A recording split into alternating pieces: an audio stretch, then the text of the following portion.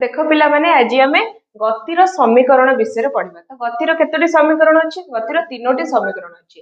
प्रथम गतिर समीकरण, द्वितीय गतिर समीकरण एवं तृतीय गतिर समीकरण। तो प्रथम गतिर समीकरण आम कौन? समय और परिवेग संपर्कित समीकरण। तो कौन अच्छी? v = u + at। एवं द्वितीय गतिर समीकरण कौन? समय और अवस्थान संपर्कित समीकरण, जोटा कि कौन अच्छी? s = ut + ½ at²। एवं तृतीय गतिर समीकरण जोटा कि परिवेग और अवस्थान संपर्कित समीकरण, जोटा कि आमर कौन अच्छी? v² = u² + 2as। तो एठारे u कौन? एठारे u होची आमर प्रारंभिक परिवेग एवं v टा कौन? v होची आमर अंतिम परिवेग एवं s टा होची आमर दूरता, दुईटी वस्तु मध्य थिबा दूरता। एटा होची आमर कौन?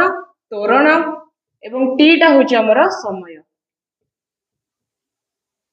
u होची प्रारंभिक परिवेग, v होची अंतिम परिवेग, s होची दूरता, a होची त्वरण एवं t होची समय। तो आमको ए तीनोटी समीकरण मन रखिबार अछि।